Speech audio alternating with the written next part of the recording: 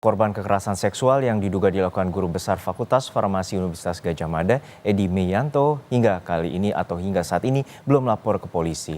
Namun pihak Rektorat UGM tetap akan melakukan pendampingan hukum jika korban melapor. Dalam rentang waktu 2023 hingga 2024, ada 13 mahasiswi di Fakultas Farmasi UGM Yogyakarta melapor telah menjadi korban kekerasan seksual oleh profesor mereka.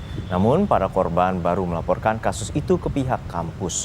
Hingga saat ini belum ada satupun korban yang bersedia membuat laporan polisi. Pihak kampus bilang para korban masih dalam kondisi trauma dan kini tengah menjalani pemulihan kejiwaan. Sementara itu, pihak kampus akan mendampingi korban bila ingin melapor ke polisi.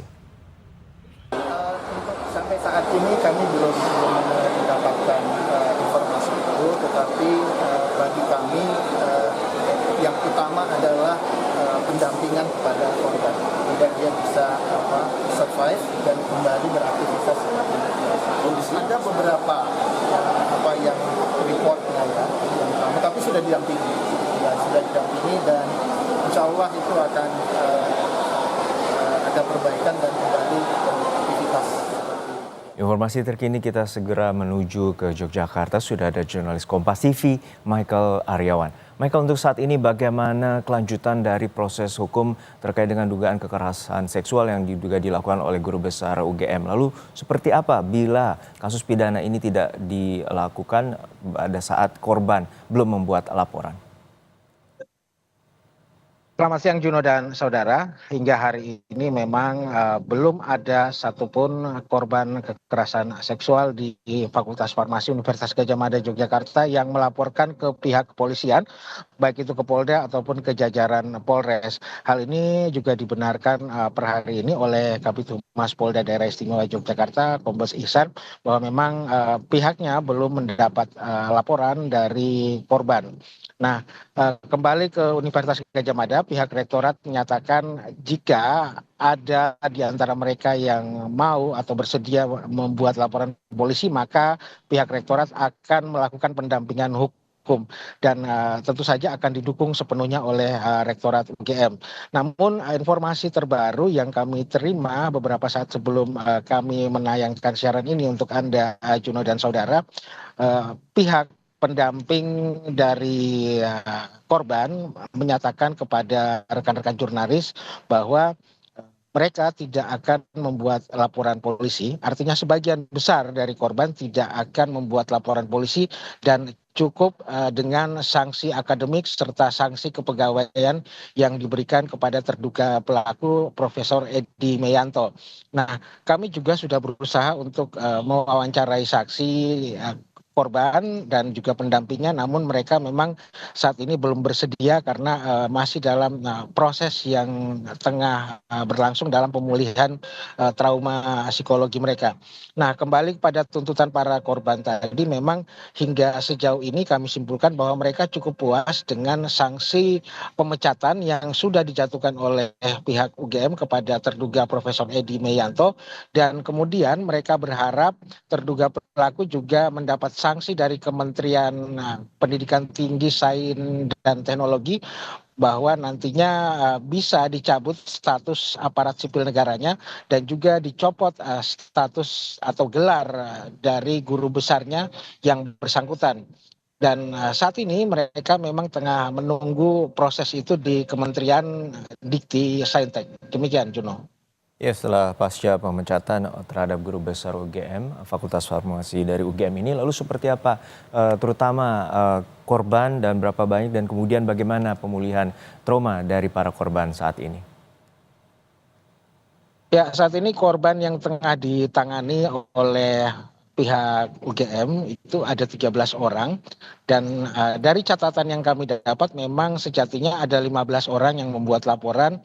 Namun yang dimasukkan ke dalam data korban kekerasan seksual oleh yang bersangkutan atau terduga Profesor Edi Meyanto hanyalah 13 orang karena 2 diantaranya dianggap hanyalah kekerasan verbal semata. Nah, dari 13 orang ini kemudian ditangani secara psikologi oleh pihak Satgas Pencegahan Penanganan kekerasan seksual oleh UGM. Dan memang saat ini terus berproses, dikabarkan bahwa sebagian dari korban sudah mengikuti perkuliahan seperti biasanya, dan memang itu yang diinginkan oleh para pendamping, bahwa korban ini tidak direpotkan atau tidak disibukkan dengan kasus-kasus pidana atau laporan polisi, sehingga mereka bisa fokus dulu dengan kuliahnya. Demikian, Juno.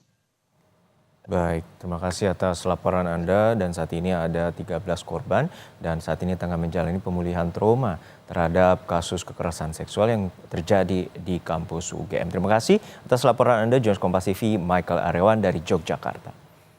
Dan saudara, kasus dugaan kekerasan seksual kembali terjadi di kampus, bahkan kali ini diduga dilakukan oleh dosen sekaligus guru besar Universitas Gadjah Mada. Berbagai pihak mengecam hal ini bisa terjadi dan mendesak jika terbukti pelaku harus dihukum berat. Dugaan kekerasan seksual yang dilakukan dosen yang juga guru besar Fakultas Farmasi Universitas Gadjah Mada, Edi Meyanto, terhadap sejumlah mahasiswi membuat publik geram. Wakil Ketua Komisi 10 DPR RI fraksi PKB Lalu Hadrian Irfani mengecam kasus pelecehan seksual yang diduga dilakukan oleh seorang guru besar Universitas Gadjah Mada. Selain dipecat, Lalu Hadrian juga mendesak agar status guru besarnya dicabut jika kasus ini terbukti secara hukum.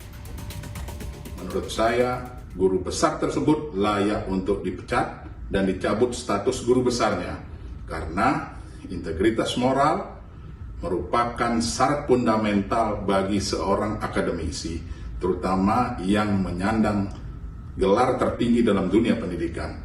Gelar guru besar tidak hanya mencerminkan pencapaian akademik, tetapi juga mengemban tanggung jawab etika dan menjadi panutan bagi seluruh sivitas akademika serta masyarakat luas.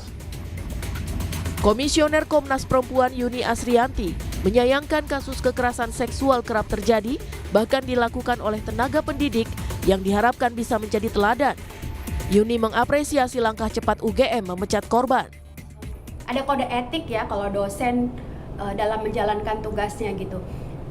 Kami sungguh menyayangkan bahwa kasus-kasus kekerasan banyak juga dilakukan oleh tokoh-tokoh,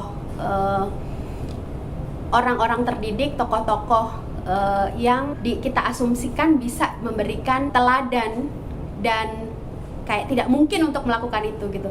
Tapi pada saat yang sama juga menunjukkan bahwa siapapun bisa menjadi pelaku kekerasan seksual. Mengapresiasi langkah-langkah yang diambil oleh UGM dan juga Satgas Pencegahan dan Penanganan Kekerasan Seksual di UGM yang sudah memberikan sanksi kepada pelaku. Pegiat perlindungan perempuan menyoroti masih terjadinya kekerasan seksual yang berulang di perguruan tinggi. Direktur lembaga yang kerap mendampingi korban kekerasan perempuan, India Andari, mengatakan organisasinya siap memberikan pendampingan bagi para korban. Kita juga bisa melihat bahwa terungkapnya kasus ini berarti menunjukkan bahwa mekanisme yang dibangun di kampus itu berhasil untuk membuat korban melaporkan dan akhirnya mengusut sampai kemudian kasus ini terungkap. Tentunya UGM perlu memperhatikan ya bagaimana pendampingan kepada para korban ini berjalan dengan semestinya. Tentu perlu ada asesmen kebutuhan korban dan kemudian memenuhi kebutuhan-kebutuhan korban, baik itu kebutuhan pemulihan psikologis atau mungkin rasa aman dan lain sebagainya. Saat ini Universitas Gadjah Mada telah memecat dosen yang juga guru besar Fakultas Farmasi, Edi Meyanto. Hal ini dilakukan usai adanya laporan dugaan kekerasan seksual terhadap belasan mahasiswi UGM. Korban diperkirakan 13 mahasiswi, di mana modus yang dilakukan yaitu mengajak korban diskusi bimbingan tugas akhir. Tim Liputan, Kompas TV. Setelah jeda saudara, tim gabungan TNI Polri